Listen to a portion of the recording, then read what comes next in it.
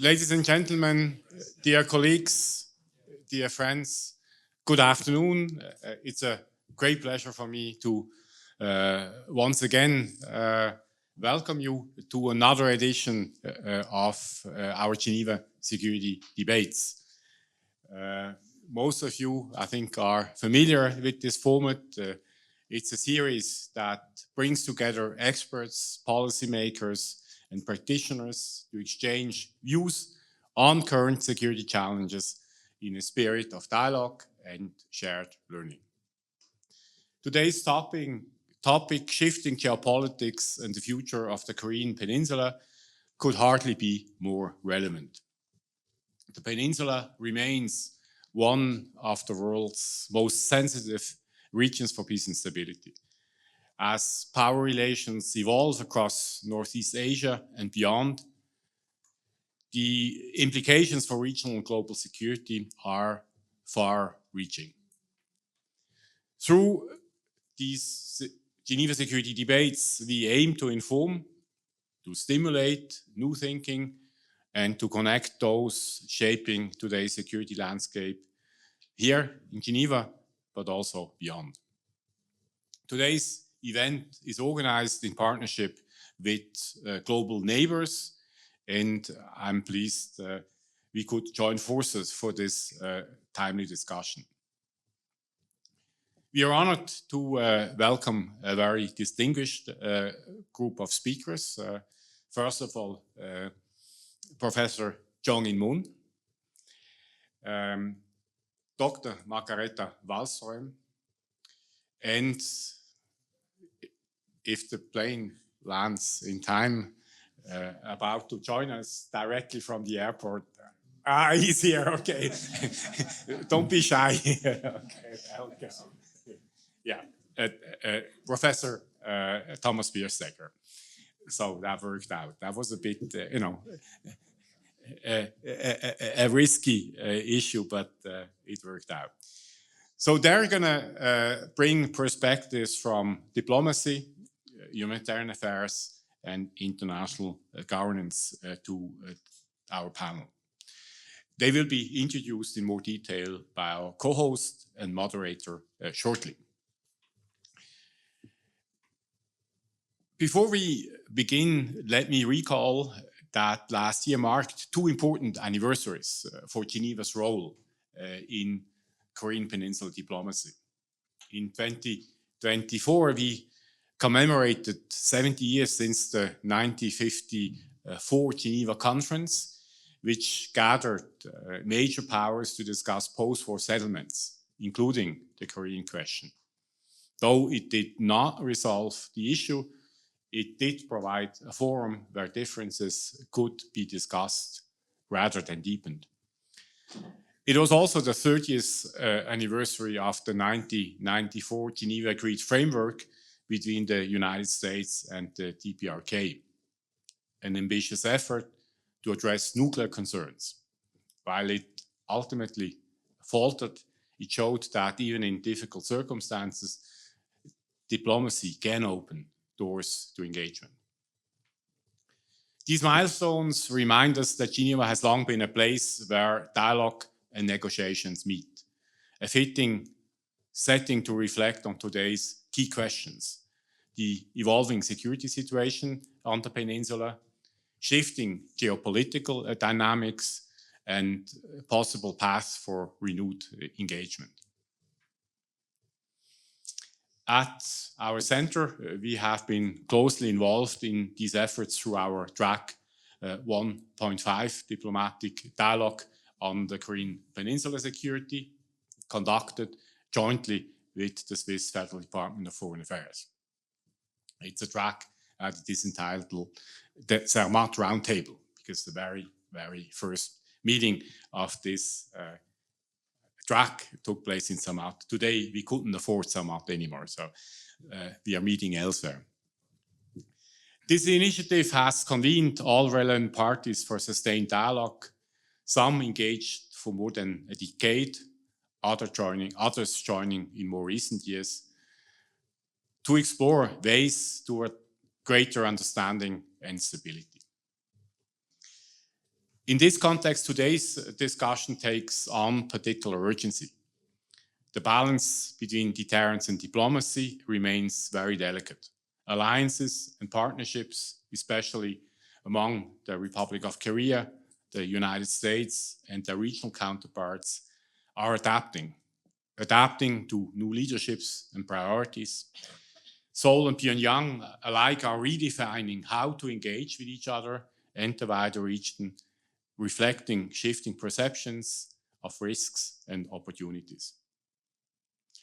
The broader regional landscape adds complexity. Russia's engagement with the DPRK, China's pivotal role in regional dynamics, and renewed policy directions in Washington, in Seoul, Tokyo, they all reshape strategic calculations.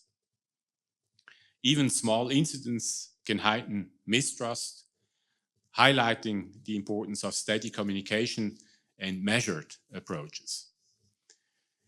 Here in Geneva, a hub for humanitarian diplomacy, the international community can leverage broader tools, from principled humanitarian cooperation to calibrated sanctions dialogue, to support stability while addressing urgent humanitarian needs. Our discussion today is therefore not only about the Korean Peninsula, but also about how deterrence and diplomacy can coexist, and how renewed engagement among regional and international actors might help bridge divides in a time of heightened uncertainty. As we begin, I invite you to listen with open minds, question assumptions, and explore new ideas for moving forward. I look forward to today's exchange and the discussion that will follow. I warmly welcome all of our guests here in the room and online, and I thank you for being part of this conversation. With this, I have now the pleasure to hand the floor over to Philipp Rösler, co-founder of Global Neighbours, who is going to join us virtually today. So I would thank him for the collaboration in bringing today's debate to life. And let's see if that technology is with us. Okay, so Ambassador, distinguished panelists, ladies and gentlemen. First of all, it's a great honor and pleasure to at least talk to you in this very important dialogue. As mentioned, my name is Philipp. I have the honor to be Secretary General of Global Neighbours, which was founded 3 years ago from the well-known entrepreneur Jovanka Porsche, as well as the former Federal Chancellor of Austria, Christian Kern. Our idea is to talk about China, Asia, and beyond, because we have a knowledge of Asia, but we have also a feeling that mainly in Europe, but in the rest of the world, not everyone has the same level of knowledge they should have about Asia and China. So we have a couple of sessions, we have meetings, we have roundtables, we may give out even reports, but our flagship is to host distinguished speaker such as Professor Moon in our small apartment in Vienna. We host our guests for a couple of weeks, if not even months, and they got the opportunity to travel around Europe and the rest of the world and to talk about Asia and their specific expertise. And it's my great honor and pleasure to be here with the Geneva Center for Security Policy. I was 4 years managing director of the World Economic Forum, so right your neighbor, and I got to know the GCSP pretty well, thanks to back then Colonel Hinz, who had several events with me and with the World Economic Forum at the forum, as well as your place in Geneva. And as a former German politician, I always think through our historic luck and opportunity of reunification. And as such, I got in touch with so many Korean politicians, and among them, I think the best expert you can find in Korea, Professor Moon. Professor Moon is now for a couple of weeks has been in a couple of weeks in our apartment in Vienna. And now, as a peak of his entire journey, he's here at your place at the Geneva Center for Security Policy. And certainly we do know that our reunification is totally not comparable to the situation in Korea. But the dream and the thoughts behind and the political engagement and dynamic, I think this is sort of very interesting and also interesting to discuss and to compare. And Professor Moon and the other panelists will talk about the recent development in the dynamics in East Asia and Asia, particularly given thanks to the new administration in the US and the current visit of the US president in the region. I think you could not be more timely than as of today. And on that note, I wish you great success. Again, I would like to thank the GCSP for great cooperation and wish you an interesting discussion. And in the spirit of dialogue, which will bring peace and understanding, I wish you a great, successful event. Now, Professor Moon Jong-in to give his keynote speech. Professor Moon was a special advisor to the South Korean president for foreign affairs and national security from 2017 to 2022. He was chairman of the Sejong Institute, a leading South Korean think tank, a few years back, and dean of the Graduate School of International Studies at Yonsei University. You served as ambassador for international security affairs of the Korean Ministry of Foreign Affairs and Trade and were chairman of the Presidential Committee on Northeast Asian Cooperation Initiative, a cabinet-level post. Professor Moon was a special delegate to the first, second, and third Korean summit held respectively in 2000, 2007, and 2018 in Pyongyang.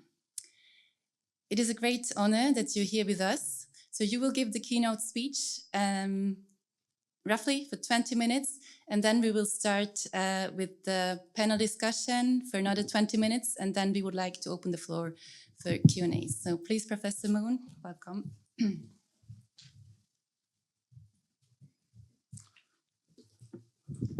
Linda, thank you very much for introducing and also inviting me, And Ambassador, thank you very much for inviting me. I met both of them in Stockholm at Spirit 2 years ago, and I think that led to my visit here.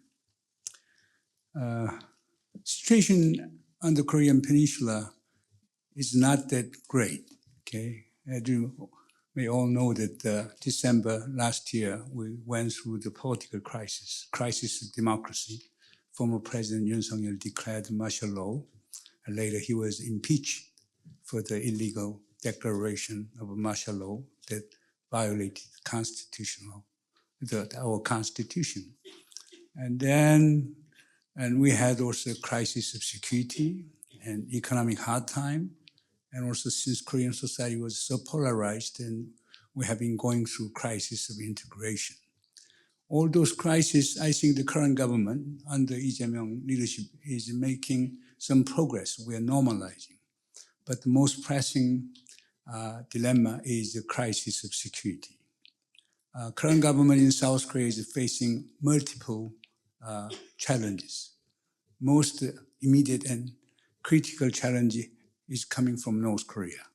North Korean leader Kim Jong-un declared that the inter-Korean relations is no longer special relationship in the direction of unification. It's now two hostile state relations. He even declared now on the Korean Peninsula, we have two people, two states, okay? Completed for his, and also he declared that North Korea will not pursue unification. Okay? And more importantly, now there's a total incommunicado between the North and South. We used to have a summit hotline. We used to have intelligence hotline and 3 military hotlines in the West Sea, East Sea, and demilitarized zone. And we used to maintain administrative hotline in Panmunjom between the North and South. They are all cut off. North Korea does not respond to any of those hotlines. That then makes the situation much worse. Suppose if you have an accidental military crashes in the West Sea, how can we communicate? We have been using international commercial maritime hotlines. And also we maintain, United Nations Command in South Korea maintain hotline with North Korean counterpart. But the North Koreans rarely respond to it.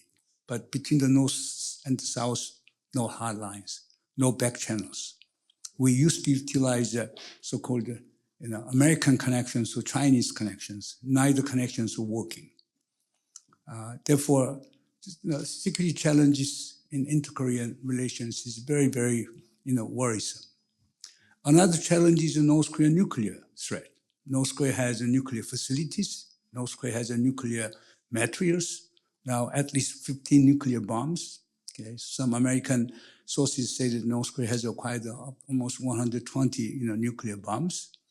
And North Korea has undertook the 6th round of nuclear testing. And now it claims that it has a miniaturized nuclear bomb. It made the nuclear bombs lighter. And also it has diversified the bombs, atomic bombs, boosted atomic bombs, and even hydrogen bombs.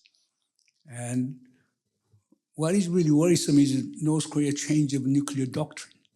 North Korea used to adhere to the principle of no first use. But since two years ago, North Korea changed that doctrine.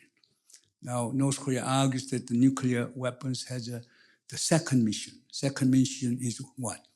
Even if North Korea faces conventional threat that can threaten North Korean territory and sovereignty, North Korea is allowed to use tactical nuclear weapons preemptively. Therefore, North Korea adopted the preemptive doctrine for the use of tactical nuclear weapons.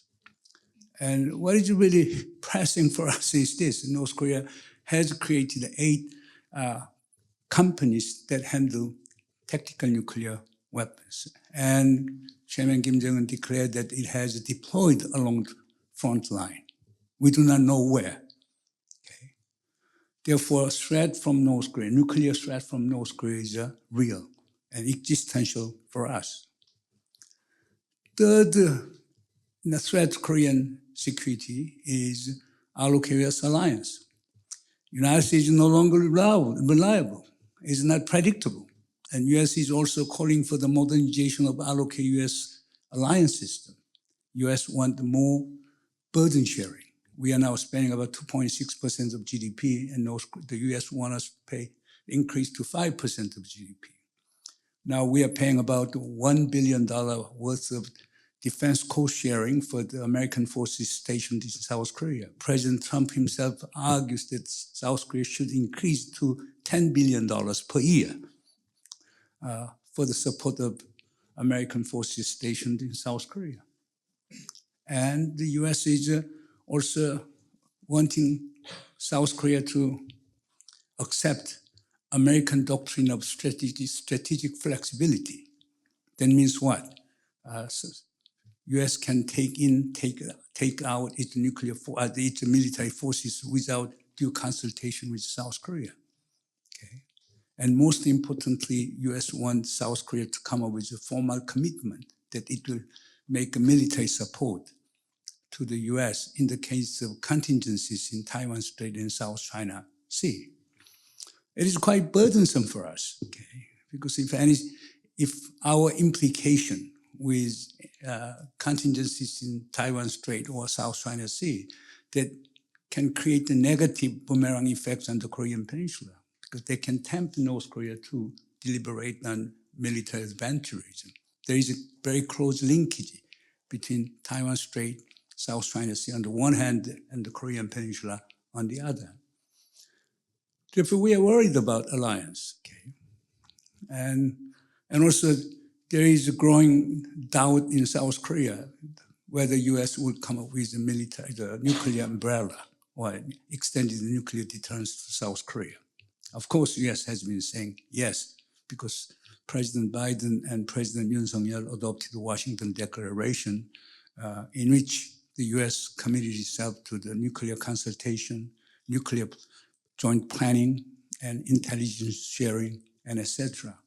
But under President Trump, there is a growing skepticism on whether US will honor that commitment.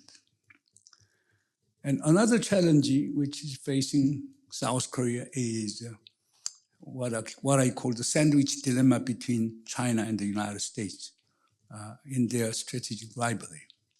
Geopolitical dimension, geoeconomic dimension, technology dimension, value dimension. We are supposed to take sides, okay? But the choice is quite painful for us, but the geoeconomic arena. If we take side with the United States in the name of a pro-American balancing strategy, that means what? We take side with the hegemon to resist the rise of revisionist power, China. Then there will be corresponding cost for us. Okay, that has become another dilemma. And most recently, as Ambassador pointed out, close, growing ties between Pyongyang and Moscow. Okay, and North Korea is reported to have sent about 12,000 troops to Kursk area of Russia. And also North Korea is expecting that Russian transfer of some critical military technology as well as economic and energy assistance. If North Korea is able to acquire critical military technology, okay, then they can threaten South Korean security. And those are the so-called major security dilemma which South Korea is facing. Then how the new government is responding to it, President Lee Jae-myung made it very clear. For him, peace is most important. He argues that winning war is important, but winning war without fighting is much better. But the best is to create the peaceful conditions under which there's no need to fight. And he even argued that the dirty peace is better than winning war. Therefore, his commitment to peace is very, very solid. And to follow that logic, he argues that tension reduction, confidence building, peaceful coexistence are most important steps toward inter-Korean relations. For him, preventive diplomacy to avoid war, to reduce tension, to build confidence are the most important foreign policy goals of Lee Jae-myung government. On nuclear issue, he has become very, very realistic and pragmatic. Okay? He made it very clear. South Korea cannot recognize North Korea as a ninth nuclear weapon state, no matter how North Korean constitution stipulates that North Korea is a nuclear weapon state, because South Korea is a member of NPT. However, we got aware, realized that the North Korea has such a nuclear weapons capability. Therefore, denuclearization cannot be at the entrance of any dialogue and negotiation. We should start talk about freezing and rolling back. And as for denuclearization, we should talk in the medium to long term. Ironically, President Trump supported the idea, but Pentagon and State Department opposed, Japanese government opposed. Moscow and Beijing supported the idea. Then that created a domestic debate, okay? Because in South Korea, majority of South Koreans argue that any talk should be on denuclearization. We should never make a concession for nuclear arms reduction talks. But now President Lee Jae-myung is literally talking about nuclear and arms reduction talk. Trump is talking about nuclear arms reduction talk. Therefore, that will create enormous domestic debate. However, Lee Jae-myung's approach is very pragmatic and realistic. He's trying to find the facts, seeking the facts from truth, seeking the truth from fact, what Chinese call the, Therefore, that is his approach. As for the ROK-US alliance modernization, his position is very firm. Okay, we can pay. We can increase defense burden sharing up to even 5%. He committed to increase to 3.5% within 3 years. However, we cannot pay. any extra money for defense cost sharing. If Trump is now wanting $10 billion. Reason is very simple.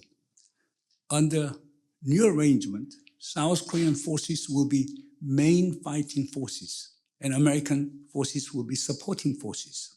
If that being the case, all the burden will be on ROK forces. Then we should reduce our cost for American forces stationing in South Korea. Okay? In order to assure that kind of self-defense, then we should increase our defense spending. That is basic logic. And he opposed the doctrine of strategic flexibility. And also, he made it official that we will not intertwine with the contingencies in Taiwan Strait and South China Sea. Therefore, he made it very clear that we Koreans fear of entrapment, the dilemma of entrapment of the conflict in which the United States is involved. Therefore, his position is very clear. And for that purposes, therefore, he wants to be more self-defense oriented. And for that, he needs to transfer wartime operational control, which is in the hands of American commander in South Korea.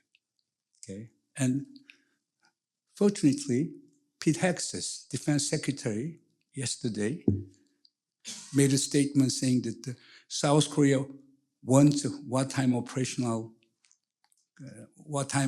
control, to the transfer of wartime operational control to South Korea. We Americans welcome. That's a good sign. And as to the strategic rivalry between China and the US, our previous government has been pursuing pro-American balancing strategies. But Lee Jae-myung government will try to murder through the rivalry between China and the United States. Therefore, he will try to maintain status quo in which he will honor and strengthen alliance with the United States while continuing strategic cooperative partnership with China. It will not be easy. But if South Korea is not intertwined in the Taiwan Strait or South China Sea, maybe we can talk with Chinese on that matter. Therefore, he will be pursuing that kind of policy. And also he will come up with new ideas about forming a coalition of middle power to mitigate conflict between China and the United States. Given all these things, his approach is very pragmatic, and his approach is also very realistic. And also, he made a very interesting statement on National Independence Day on August 15. He said that I announced 3 principles of engagement with North Korea. First, I will recognize North Korea as it is, not as we wish to see. Therefore, he wanted to apply the logic of strategic empathy on North Korea. Okay, that means what? He wouldn't, demonize North Korea. Second principle: no pursuit of unification by absorption. The previous conservative government was aiming at unification by absorption, but Lee Jae-myung made it very clear: we will not seek unification by absorption. Third principle: we will not show any hostile intent and policy on North Korea. North Korea has not responded to his proposal. But those 3 principles, which is an extension of President Kim Dae-jung's sunshine policy. President Kim Dae-jung identified the 3 cardinal principles of reconciliation and cooperation with North Korea. First, non-tolerance of military provocation by North Korea. Second, non-pursuit of unification by absorption. Third, promotion of exchange and cooperation, and creation of peaceful coexistence, and try to create state of de facto unification in which people, goods, and services can move freely between the North and South. Therefore, I would say that President Lee Jae-myung's new policy on North Korea is a kind of extension of Kim Dae-jung policy on North Korea. to sum it up, because now Linda showed me science and it's 3 minutes too long, but I will make it shorter. Therefore, if I characterize Lee Jae-myung government policy, okay, I'm repeating again. Primacy of peace. Second is seeking truth from facts, pragmatism. And third one, importance of strategic empathy. Okay, you never demonize North Korea, and you never look at North Korea, interpret North Korea as you wish to see. Okay, and also I think that he really emphasized the importance of national consensus. He will make every effort to reduce polarization and enhance consensus in Korean society. In South Korea, conservative progressive polarization is so severe, worse than the United States. Therefore, that will be a major political task for him. But he's a very smart guy, and I know him personally. I think he will be able to make some very good progress in that direction, I hope. But again, I'm telling you, North Korea will be tougher, US will be unpredictable, China will be very opportunistic, Russia will be very stubborn, Japan can be spoiler, okay? And we South Koreans are not easy to be tamed. Therefore, I would say the President Lee Jae-myung has plenty of challenges. Thank you.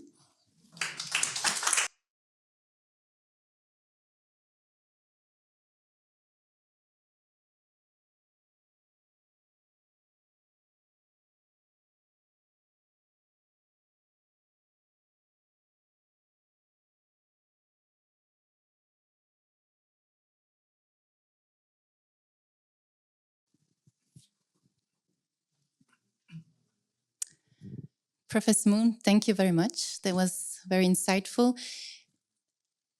I understand that your assessment of the new president in South Korea, President Lee Jae-myung, is quite positive. Also, your assessment of the US administration of Donald Trump is quite positive, or you see also opportunities there. We also have a new political leadership in Japan. Would you quickly like to comment that on how that factors into the dynamic in the region? Now, Prime Minister Takaichi is visiting Seoul, and she had a summit meeting with President Lee Jae-myung just 2 hours ago. I just checked the news. It went very well. Okay, but the new Prime Minister Takaichi belongs to Abe faction in LDP, and Abe faction is they're historical revisionist, and they're very tough on history issues. Therefore, we usually believe that the Abe faction people are anti-Korean. But surprisingly, Prime Minister Takaichi has shown very reconciliated attitude on that one, particularly for the past two hours.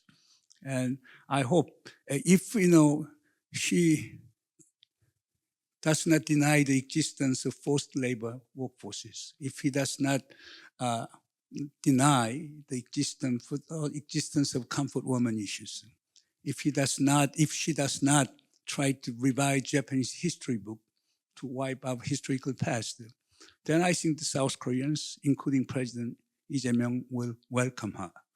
Therefore, history issues, but on security and economic issues, she is willing to cooperate with South Korean government.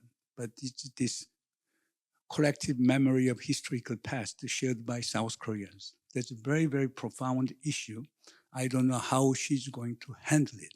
Therefore, if she can deviate from the orthodox Abe faction's thinking, and there is a very good chance for improved Japan-South Korean cooperation. Thank you very much. I would like now to turn to our two panelists who joined us. Welcome, Dr. Wallström. Welcome, Professor Biestaker. I will start with you, Margareta Wallström. You're a former president of the Swedish Red Cross and former special representative of the UN Secretary General for Disaster Risk Reduction. You have many years of experience working at the United Nations, the International Federation of Red Cross and Red Crescent Societies, as well as in private sector disaster relief operations and catastrophe risk management in relation to development and political work. Serving as the UN Office for Disaster Risk Reduction's head and the UN Secretary General Special Representative for this disaster risk reduction, you have accumulated a wide range of experience from long-term sustainable development to emergency management of both conflict and non-conflict situations. Now, with this 30 plus years of experience in humanitarian and disaster risk work, I would be interested to hear from you, how did your humanitarian engagement with North Korea look like? So, what kind of activities were those? When did they take place?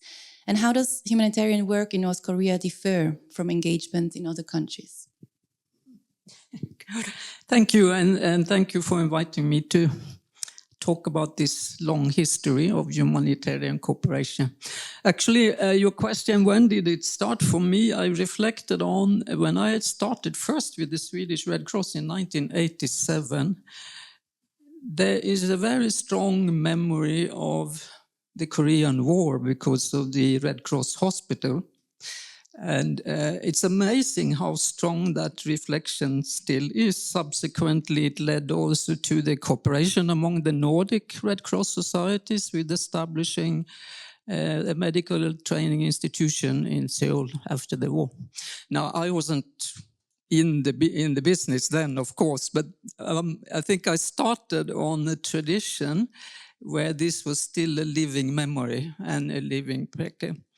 So the actual concrete engagement started, of course, with the mid-90s, when North Korea, for the first time, as a consequence of the collapse of the economy of Soviet Union, and a combination with huge flooding, anticipating, of course, the premonition of long-term climate impact, actually turned both to the UN and to the Red Cross and asked for help, much to the surprise, in fact, of at least us in the Red Cross. I was in the Federation then. But of course, we wanted to respond, and we did. So we did together then our first visit to the country, to actually, and that was very generous. The national authorities and the then DPRK Red Cross Society took us traveling in many corners of the country that we probably never were allowed to come back to later. But let's say that approximately towards the end of the 90s, early this century, I left the Federation and subsequently joined the UN through Afghanistan to New York in OCHA. And the collaboration continued good, I think, between both the Red Cross and the UN humanitarian and development agencies. But already then, for the first time, I heard what I think we have not been able to listen to and respond to very well is, we do not want to have humanitarian assistance. We need your collaboration on things that can strengthen our society, on social, economic, agriculture, and health system. And that continued for many years. It's still the message today. I think some of you heard it in the UN General Assembly a few weeks ago when the Deputy Foreign Minister was there to pass on the message. But of course, and I make the point, I think, when we talk, that the cooperation generally good. I personally appreciate the cooperation because of the clarity of priorities. There was never an issue of us offering something and they just said yes because they offer. No, I think they for decades really tried to adjust between the sanctions were already there, which limited both politically and practically what kind of assistance can be provided. But it worked reasonably well until the sanctions really 2016-17 that sort of tighten the screws very much on what we can do. But another perspective on that experience is how much influence the cooperation were by external political events. Something happened that we had not very much to do with. We immediately could feel the reflection in the relationships with the UN and the Red Cross. So also say over the 30, 40 years, it's been ups and downs, but it's continued well until the COVID, I would say. But then sort of it went down. So now, what we would all in our sector are clearly on, lives were saved by the humanitarian assistance in the 90s. That was very clear when we look at it. There were droughts subsequently when more humanitarian aid went in, but because I think there was a realization that food aid would not work. So that stopped, and instead there was much more targeted nutritional support through institutions, clinics and hospitals. But food aid was basically impossible to monitor to the satisfaction of donor countries. So that was the end of food aid. The economic policies of the government have changed several times over this period. So depending on that, also we can see the evolution of the welfare of people. But I don't think we should make any mistake. There is still a huge poverty in the country, in spite of what we see with buildings going up in Pyongyang and missiles and other things. In rural areas with poor infrastructure, with very weak health systems, the country desperately needs, as we now see, fortunately, it seems to start again, support with vaccination, immunization, one of the highest rates of TB in the world. So there is a lot of cooperation that could be done. Thank you very much for this very insightful introduction into your work and your experience with North Korea. You mentioned that sanctions can be a challenge in your work with North Korea. So let's bring Professor Biersek's expertise in. Professor Biersek is the Kurt Gasteger Professor Honoraire at the Geneva Graduate Institute and a Senior Fellow with the Center for Policy Research of the UN University. At the Graduate Institute, at the Maison de la Paix, you were Director for Policy Research, and you are the founder and director of what is now the Global Governance Center. You are a leading authority on international relations and global governance, specialized in UN-targeted sanctions, informal governance mechanisms, and institutional reform. You advised the UN Security Council and governments worldwide and co-developed the Sanctions app, which is a policy tool for analyzing the effectiveness of sanctions. And I hear your most recent book project is on global perspectives on sanctions, norm contestation, and its impact on international politics. So I think two areas that I find very relevant and interesting for the discussion today. So international sanctions and norm contestation, and sanctions relief and international negotiations. So my first question to you would be, you train UN staff, you advise governments, and I know that in December you will be training the incoming non-permanent UN Security Council members on sanctions. Could you explain how the North Korean sanctions regime works and how it's maybe different from other sanction regimes, and how you advise governments to engage with North Korea in a UN context? All right. Thank you very much for that too long an introduction, but it's a great honor for me to be here with this group, and it's great to see Chung-In again. We've worked together at least 3 decades, maybe longer at this point, I'm not sure. And I always learn from him every time. So I have a whole page of notes while you were just standing there a few moments ago. So thanks again. Thanks for inviting me. Let me just set the scene quickly. You mentioned the app. We do. It's, by the way, downloadable for free if anyone wants to download it, the UN Sanctions app.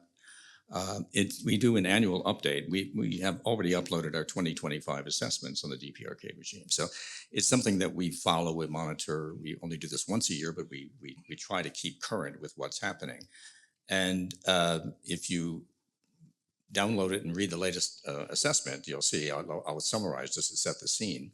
As already mentioned, the sanctions that were, the 5 sanctions resolutions that were passed, interestingly, co-authored or co-penned by the US and China, were in 2016 and 2017. And they basically have created what I would describe as the most extensive UN sanctions regime present today. In fact, if anything, I was just, when we do the training for the incoming elected members on the first weekend of December in New York, we're going to be talking about what I call a period of schizophrenia within the UN Security Council, because you have the DPRK sanctions, which are really approximating comprehensive sanctions on the one hand, and on the other hand, you have extraordinarily highly targeted sanctions regimes with just a handful of individuals plus an arms embargo. So it really stands out as extraordinarily different in terms of the scope of the measures. At the same time, it's what we call an open-ended sanctions regime. Many sanctions regimes come up for periodic renewal and review. The DPRK regime does not. Elements of the regime do, as we learned with the panel of experts recently, but not the regime itself. And so we currently have a situation of stalemate at the UN Security Council on the sanctions regime. It's gotten so bad, it's the only regime I can think of that has competing resolutions being tabled. Every time there's another launch, the US comes in with, we need more sanctions. It's going to be vetoed by Russia and China. Russia and China have been coming forward with proposals for sanctions relief, but interestingly, sanctions relief for nothing in return. So it's not exactly a strategic bargaining move. It's largely based on humanitarian grounds, as we just heard. But the stalemate means those resolutions are also being vetoed by the US most typically.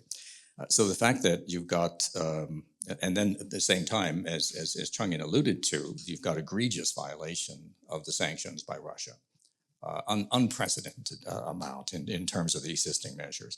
And basically the current regime is broken, it's stalemated, it's broken down. Just a couple of quick facts. Sanctions measures have been unchanged since December 2017. There have been no new listings or delistings since 2018, only amendments to existing designations. The Russians vetoed the renewal of the panel of experts. I mentioned it's an open-ended regime, so the regime continues, but elements of the regime, like the existence of a UN panel of experts to monitor compliance, identify circumvention, that came up for renewal. The Russians proposed, let's convert it to an annual renewal of the regime, or else we'll veto it. And of course, the US blocked that idea that we're not going to go and make this into a non-open-ended sanctions regime. So the Russians vetoed the renewal of the panel of experts in April of 2024. There is now a temporary sort of informal multilateralism of the multilateral sanctions monitoring team that was created by a coalition of willing states in October of 24. It's now given its first report, but it's not of the same quality, length, depth, and it certainly does not have the same legitimacy of the panels of experts within the UN. So it's kind of a depressing story. You talked about all the challenges facing Republic of Korea at the moment. As I look at what's happening at the UN on the sanctions regime, it really is a situation of pretty much stalemate and a breakdown of the existing regime. There are lots of things that I'll just mention, allude to this. One of the exercises we do at the end of our training courses, we do a week-long course here in Geneva in the summer, and then we do the training for the so-called I-5 in December each year. And one of our final exercises is to give the participants, and the participants are member states, UN agencies and organizations, private sector, panels of experts, and sanctioned scholars. That's the five different groups that we bring together. And so we conclude the course by saying, the DPRK regime is stuck, fix it. You've been taking this course for the last 2 days or the last 5 days, depending on which course they take, and see if you can come up with, tell us what you've learned in the course and see how you would redesign the DPRK regime. we break the group into teams. They compete with each other. We put them on the board, of course, here at the Institute, like writing on the walls. And we end up with, well, one year the Russian sanctions coordinator pulled out his mobile phone and started taking pictures of the different options. But I'm afraid he's moved on to another position now. So we haven't seen many of those creative ideas out yet. But there are things that could be done. Let me just leave it that way. Thanks. Thank you very much. I have one question to all of you before we open for the Q&A. The security situation in Northeast Asia is deteriorating, and all the actors recognize that. I mean, there are structural factors that explain the situation. Countries are caught in an arms race. Threat perceptions are increasing. There's a lot of mistrust. Now, we live in an era also where politicians try to strike big deals. So my question is, what is still negotiable? What, with North Korea in the Northeast Asian context, what can be done by politicians realistically to stabilize the situation, the regional security, given all these structural limitations? I would like to start with you, Professor Moon. When you talk about Northeast Asian security architecture, basic debate is between collective defense system and the collective security system. US proposed a collective defense system. Collective defense system is all about alliance.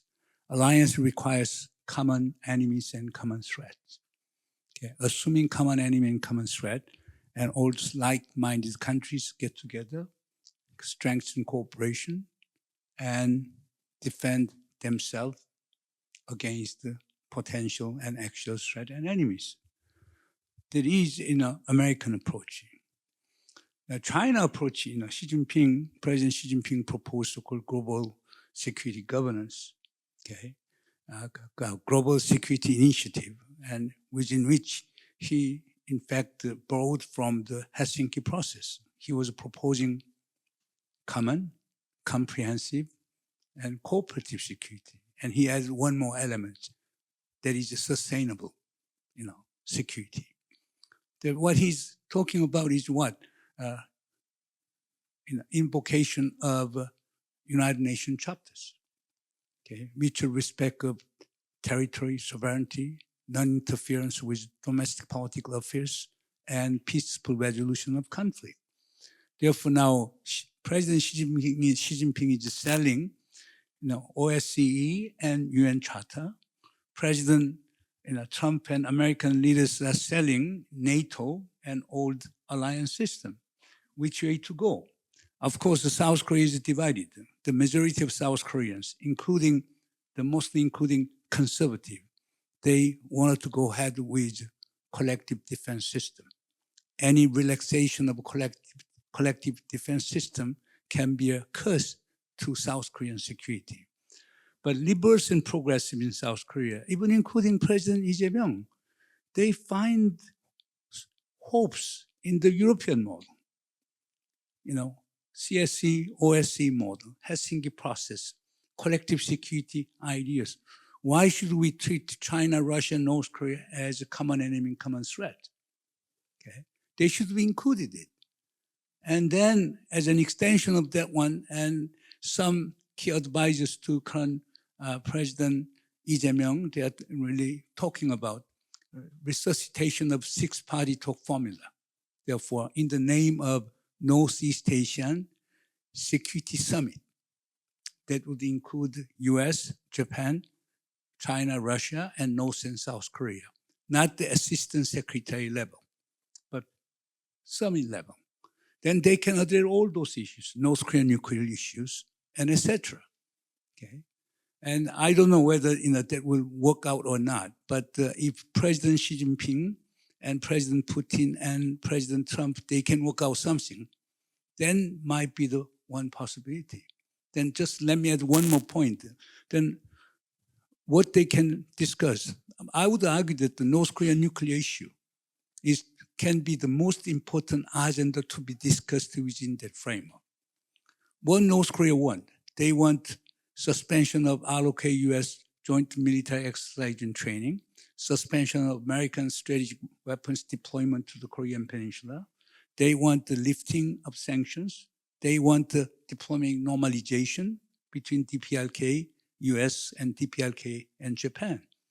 But all those issues can be discussed within six-party talk formula or multilateral security cooperation formula. And also, the only way perhaps we can persuade North Korea to give up nuclear weapons is to come up with the idea of Northeast Asian nuclear weapons-free zone. It could be one idea. But that idea cannot be discussed without resorting to the highest level of security summit in Northeast Asia. Thank you very much. So different institutional designs for stabilizing the situation. Can I ask, when we think of inter-Korean relations, what can individual events, such as, let's say, another Trump-Kim Jong-un meeting, how would that influence the dynamic? It will not be easy. If President Trump echoes such an incentive as, okay, if you just freeze and make a partial reduction of your nuclear and missile arsenal, I will normalize diplomatic ties with you. And will lift substantial portions of sanctions against North Korea. Then North Korean leader could have come. But there was no such a kind of incentives. I know him, we are good friends, okay? But last moment he was talking about, I can lift sanctions against North Korea 2 days before his arrival in Seoul. It was too late for Kim Jong-un to take it. Therefore, United States needed to do homework. Particularly President Trump sometimes doesn't do homework and send the message earlier. And also look at you analyze in the rhetorics of President Trump. That means what? North Korea was not taking messages from Washington. North Korean mission at the United Nations used to be the most important channel through which Washington sent the messages to Pyongyang. Apparently, it's my guess, but apparently DPRK mission at the United Nations was rejecting messages from Washington. Therefore, there was no communication. And that is fact. Therefore, for me, I used to say that President Trump, he is really, he is wild but innovative and disruptive ideas. And some of them I really like it. He's a peace lover and peace builder, and he wanted to win the Nobel Peace Prize. I strongly support. But I hope that he would do some solid homeworks. Thank you. Now, Professor Biersecker, with all the sanctions in place, how much room is there for constructive engagement with North Korea? How limiting are sanctions? Or another question, how can sanctions relief be used as a tool for negotiation?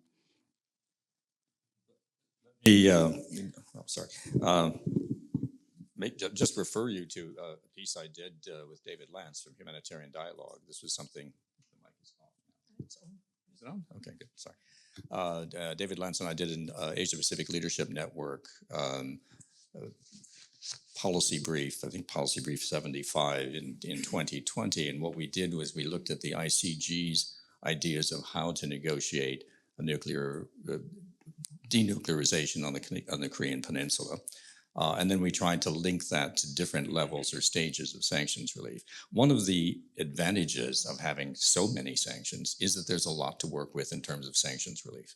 And I've done work with a couple of the other special envoys of the UN on thinking through how could you use the promise of sanctions relief to facilitate a negotiated settlement. But in situations like Yemen or not even Guinea-Bissau, but in Sudan, the sanctions are so targeted, there's so little to work with. Whereas in the DPRK, there's a huge menu of things you could do, possibly. But to follow up on something Chong-in said a moment ago, part of the problem, and I think it's the first problem in any kind of bargaining situation, is the calibration. How much do you offer in exchange for what? And the US, the last meeting the US and DPRK had, I think was in Stockholm in October of 2018, I would argue the US did offer some sanctions relief, a suspension But in fact, it was very, very low offer for what they were asking. And so one has to do the homework, absolutely. Mr. Trump is, you were very diplomatic in your characterization of his absence of attention span and homework in preparation for things. I think Steve Biegun was a very effective and quite very interesting negotiator, but I think both sides, both the US and DPRK, have an absence of delegation. And that makes negotiation extremely difficult. You need to go back down to different levels, have other people making suggestions, agreeing, not agreeing, changing, transforming, and then bring it to the upper levels rather than just yet another performance. I describe Trump primarily in terms of it's performative diplomacy. It's not real diplomacy. And it's another staged event, and that seems to be where things end up. But there's a lot to work with. The only challenge, let me just say there are lots of challenges with sanctions relief. If anyone wants, I've got a paper on this, but I talk about the challenges of calibration, the challenges of communication, the challenges of coordination, and the challenges of making credible commitments. And this is based on some of the comparative work we've done on the Iran and the Iran case and JCPOA. So there are lots of problems with doing it. The question today is, we're in a different period. How much, given the Russian alliance with DPRK, how attractive is sanctions relief today to North Korea? And that, I think, is, again, there are many unknowns with regard to North Korea, but we're in a different situation today than we were in 2018, when I think there was, for that period of time, some real promise that create a conducive environment, launch formal negotiations, try to come up with an interim agreement, do a second agreement. And the other point, just one more point, and again, it's a point that Chung-In alluded to, we should think about bilateral negotiations and sanctions relief, multilateral, negotiations and sanctions relief in terms of a change in the goal. When we think about proliferation and disarmament, yes, the goal is nuclear disarmament worldwide. But before you get to that point, you negotiate arms control agreements. And if we took the same approach, saying DPRK agreed in the Singapore summit, paragraph 3, that it was committed to the denuclearization of the Korean Peninsula.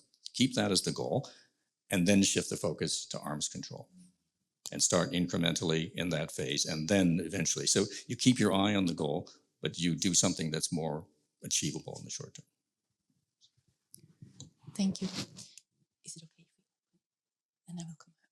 I have a question later for you, but let's please collect questions from the audience. I will collect 2 or 3 at a time and then ask the speakers to respond. We also welcome questions from the online audience.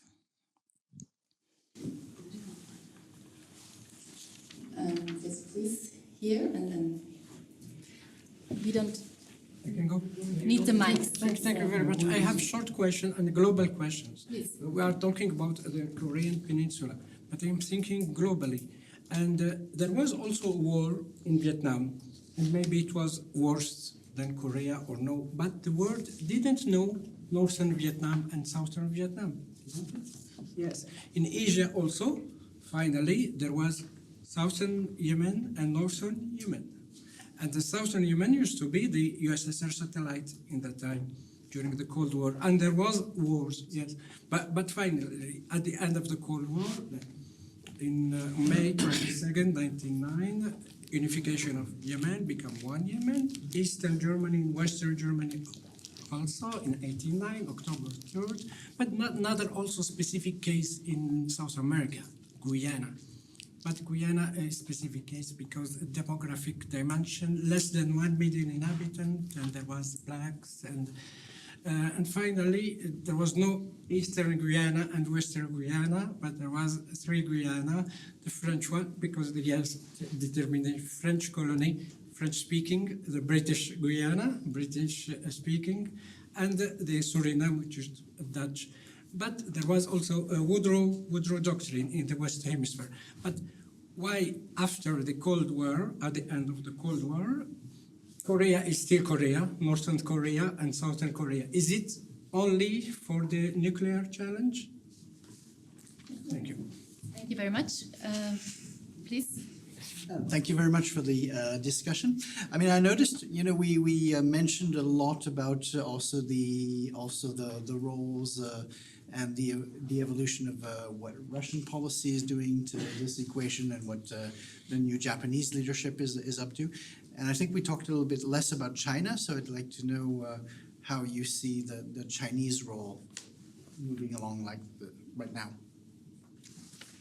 Thank you very much. So why are the Koreas still divided? I think I would give this question first to you, and if you could elaborate also a bit on China's role. It was in general, right? So Yes, they're also evolving in their vision of the Korean Peninsula Korean issue. Peninsula and the security situation in the region. It is very simple. Why Korea is still divided? We signed the Armistice Agreement in 1953. Now it's lasted more than 70 years. Well, why we are at the state of war? Regime. The North Korean system is what they call the social organic theory of Suryang, leader and the state. North Korea is a creation of Suryang, leader. That the leader created Korea Workers' Party. Leader equals party, party equals state, state equals people, and they added one more, the military. All those five, Pentagon, unity of Pentagonity. Therefore, if there is a process of unification, that will be a threat to North Korean regime. Okay, then North Korea cannot talk about it. Why? Just 2 years ago, Kim Jong-un declared two hostile state relations, and we do not seek unification. In the South, whether it's a conservative government, progressive government, their goal is the unification by absorption. Therefore, we don't do any business with South Korea. And then he was proposing South Korea, DPRK versus ROK, and ROK should respect international law. That means what? So ROK should respect the territory sovereignty of DPRK and respect political integrity of DPRK and don't interfere with it. And that being the case, no unification. Therefore, I would say that the regime heterogeneity and regime dynamics are the primary barrier to unification on the Korean Peninsula. As for your question, China role, I have discussed this issue with the Chinese officials quite extensively. And on nuclear issue, Chinese are fed up. Okay? China has two sets of policies on the Korean Peninsula. What they want is what? Neither war nor unification, status quo, in which they use the term peace and stability on the Korean Peninsula, okay? And denuclearization of the Korean Peninsula, and peaceful and diplomatic resolution of all pending issues. That is basic principles. And North Korea, when Chinese get into specific nuclear issues, first, you are suspension. North Korea, you suspend all the nuclear and missile activities. South Korea and the United States, you suspend the joint military exercise and training. Second element is called the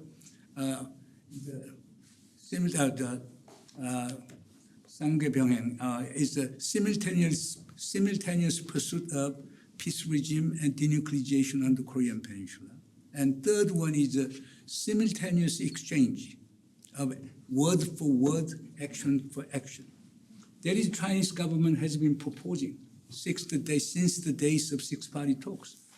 But neither Washington nor Beijing, Tokyo, nor Seoul was listening to Chinese advice.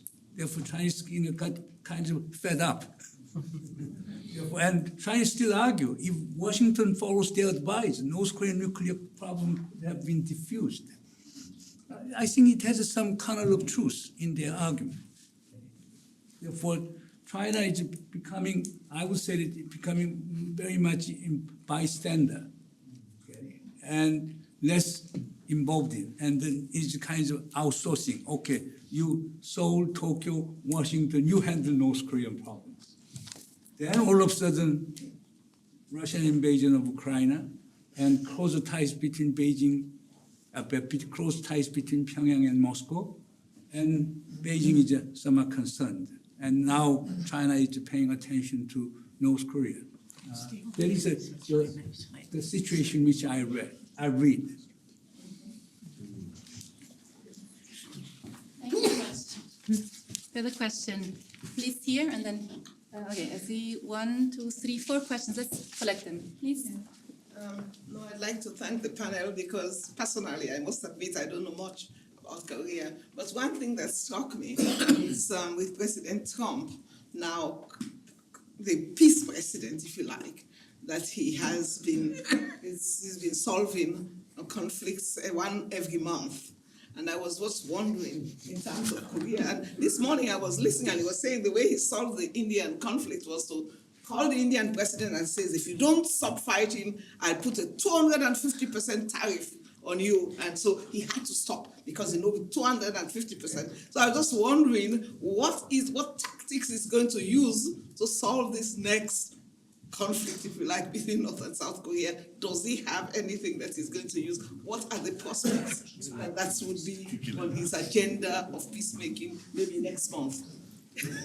Excellent question. Thank you so much.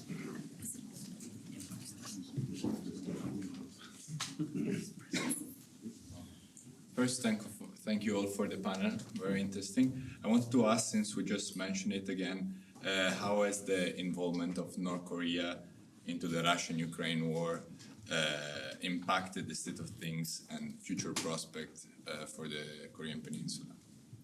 Thank you. There was another question here, please. Thank you for the interesting discussion. Drawing on the concept of strategic empathy, how can the international community realistically convince North Korea on denuclearization and going back to the table when they can look back to the history when Ukraine relinquished its nuclear weapons under the Budapest Memorandum and then had its land invaded, or when Libya years ago, decades ago, under Gaddafi, stopped or gave up its nuclear military program for political and economic support, and then had its regime collapse. Don't you think these historical examples has entrenched Pyongyang's view that holding on to nuclear weapons is its only way of survival? And if I may just add one more thing, I think I can quote or paraphrase a quote from the French Foreign Minister Robert Schuman. Years ago, he said post-World War II that the idea of having, the hope is that no war between two European countries should be unthinkable, but also materially impossible. Can the expansion of the Kaesong industrial region, for example, be a way of having the economies of both Koreas, a way to provide North Korea with the security it needs as well? Thank you very much. These are very substantial questions. So I will come to you in the next round of questions. So, Peace President Trump, what are his tactics? Concept of strategic empathy, denuclearization, how to bring back North Korea to the table. Also, is it possible to make war materially impossible on the Korean Peninsula? And then the question of the involvement of North Korea in the Ukrainian war and what this means. Tom and Margarita ask, and then I talk too much. We start with you, and then please come in. Which among those three questions, which one should I answer? If I answer them all, then all time will go on. No. I'm sure you can answer them. You can pick the one very you want briefly, to start with, please. And about your idea, in fact, the idea of giving Nobel Peace Prize to President Trump was raised by President Moon Jae-in in 2018. At the time, President Trump was so happy. Okay? And this time, when President Lee Jae-myung met President Trump at White House on August 24th, and Lee Jae-myung didn't use the term Nobel Peace Prize, but what he told President Trump, I admire you. Your mediation and intervention in Gaza, Ukraine, Indo-Pakistan, and Thai-Cambodia issues, and etc., or civil war in Congo, and whatever, and praised him very highly. And then he told President Trump, I hope you would involve in the Korean issues as such. why don't you become peacemaker? I'll be pacemaker. I will support you. And in fact, that made President Trump so happy. Therefore, he could have a very successful summit. Therefore, but that is his real mind. Lee Jae-myung really hoped, because given current inter-Korean relations, there is no way for us to come up with any breakthrough. If President Trump meets Kim Jong-un, make progress, then it will create a positive linkage effect to inter-Korean relations. Okay? Therefore, it has not only just a symbolic, but also not only just rhetorical, but also substantive reason why President Lee Jae-myung was suggesting that idea. And the other one, do I answer what? Yes, I don't want to answer them all because. Yes, no, but be brief. I think it's interesting. Okay, Yes. what is the second one? So there was one question on strategic empathy, bringing North Korea back to the table, like this issue of denuclearization, how to handle it, and is it possible? It is common sense, really. North Korea has nuclear weapons. How can we pretend that North Korea doesn't have nuclear weapons and asking North Korea to come back for denuclearization? Therefore, it's simply common sense. Okay. Of course, they will all beholden by domestic political dynamics. That is why they are putting denuclearization at the entrance. But denuclearization should be at the exit, not entrance. And we got to accommodate what North Korea wants. Okay, they want a nuclear arms reduction talk, arms control talks. Let us do it. What is urgent is this, just freezing North Korean activities. Let us not let North Korea further increase in nuclear arsenal, missile arsenal. That's important. Therefore, from common sense point of view, you prevent the aggravation of the situation. Okay? That is my answer. And third one? Role, of the Ukraine war, having North Korean soldiers. Therefore, it is both positive and negative. As long as North Korea send about 12,000 troops in Ukraine, and there's a little chance of North Korea invading South Korea. It's good for South Korean security. If you look at the North Korean, the utilization of the armed forces, you will be surprised. Now, Kim Jong-un is trying to build 10 factories in 20 different, provincial, capital. And now Kim Jong-un is mobilizing at least 3,000 to 5,000 soldiers in each, 20 different provincial areas. Therefore, Kim Jong-un is allocating, armed forces to construction business, sending 12,000 to Ukraine. Therefore, I wonder whether he has really combat forces. But that is good for Korean peace. Okay. Therefore, but negative side is this. North Korea wants ICBM re-entry technology, hypersonic missile technology, multiple warhead technology for the ICBM. Okay. And also, North Korea wants nuclear-powered submarine technology. North Korea wants military satellite technology and equipment from Russia. If those critical technologies are being transferred to North Korea, that can jeopardize South Korean security. But again, Russian position is very, very ambivalent. And those Russians are saying that, yes, Republic of Korea is one of unfriendly nation. But among unfriendly nations, most friendly nation is Republic of Korea. We wanted to improve ties with South Korea. Therefore, Russia, the Moscow, would not jeopardize its ties with Seoul by helping North Korea. That is the current situation. Thank you. Professor Beasley, would you like to comment on this question of, denuclearization as a long-term goal and how to get there and how to design it in a way that we actually can get there? I was going to respond to the three questions. Please, very briefly then. All right, very briefly, yeah. First, on the question about Trump and tariffs. Mr. Trump doesn't understand the difference between sanctions and tariffs. This complicates my life pedagogically. Sanctions are applied for political goals, tariffs for economic goals, well, whatever. But your example, it's interesting that I think it was yesterday or the day before, Trump hinted at the idea that if he wanted to have a meeting, he would think about some sanctions relief in order to have a meeting. Yeah, he did. So it's just floated the idea. So that's actually the kind of transaction that and again, is thinking about at least one element. The question is the calibration. How much is he off? And then would he, in fact, dangerously give everything away in the first move, which is another concern for them. On the impact of Russia-Ukraine, and other sanctions linked to that, it's really relieved a lot of the Russian alliance, and I describe it in the concluding chapter of this new book we have on normative contestation over sanctions. We talk about the typology. Why is the rest of the world not joining the G7 plus on applying restrictive measures on Russia? And in the case of North Korea, they're clearly allied with Russia at this point. And that's taking a lot of the sting out of the sanctions, because there are oil import limitations in place, coal export limitations in place, all of which are being exceeded. A complete and total weapons ban. North Korea is getting, and it's also getting in exchange for this technology, weapons technology.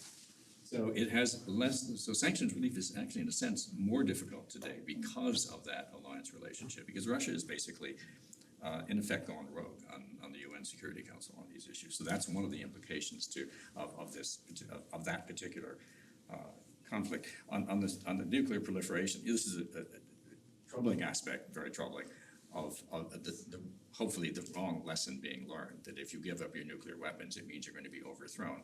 John Bolton played this card in Hanoi very dangerously back in 2018 by talking about the Libya option.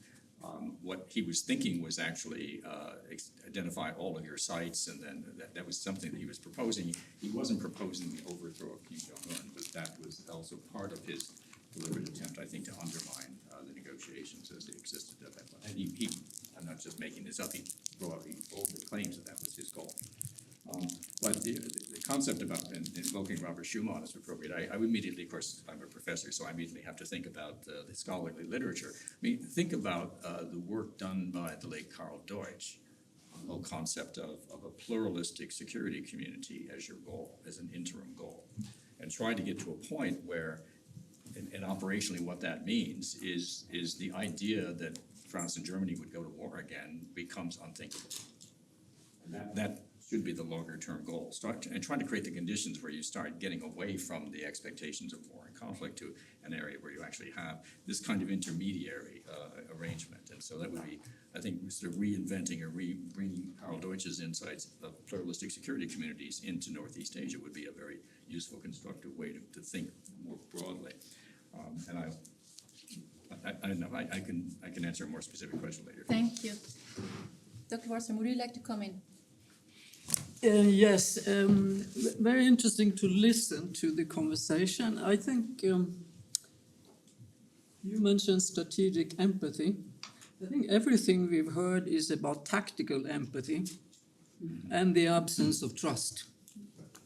And quite frankly, I think any move forward needs to build on. Just think how many efforts, how many promises. How often do you dangle humanitarian relief?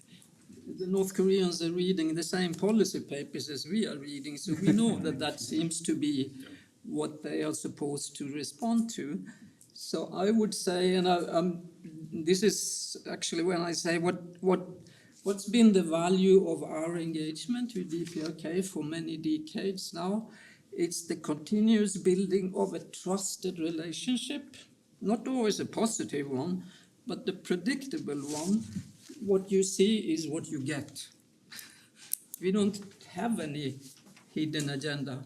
Sometimes we did, but it was punished. So that whole attitude, plus the fact, and that's really what I said is, I appreciate your many points, but particularly two. Well, actually, they were the presidents. See North Korea as it is today, not what it used to be, and end the demonization.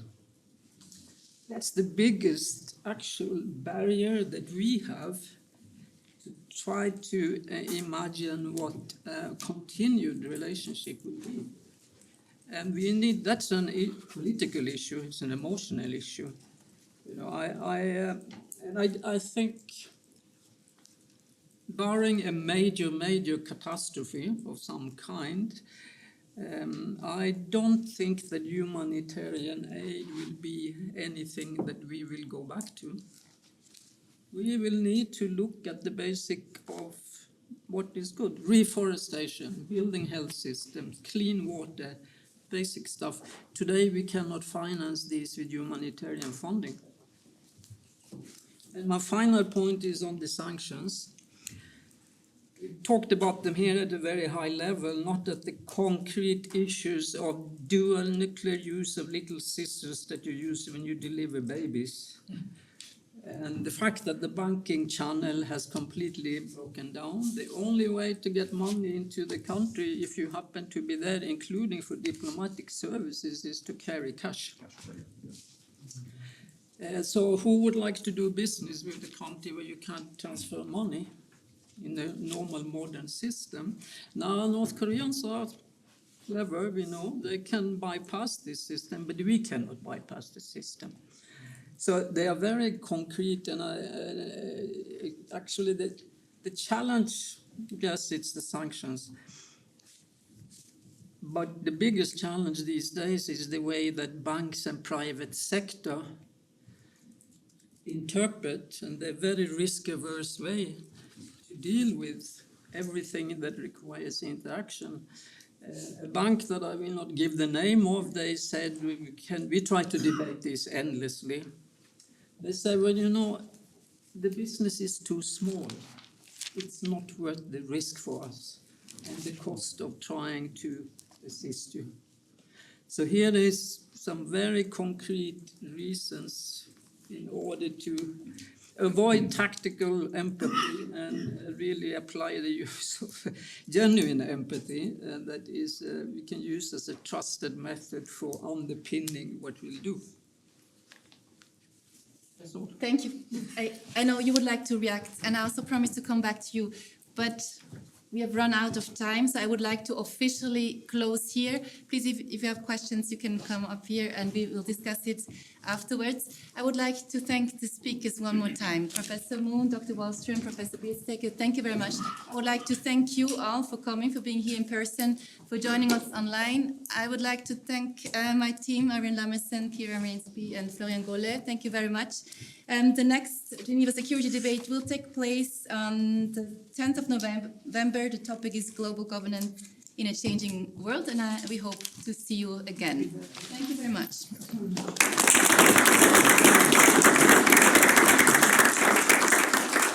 And we should also thank Rita Madus.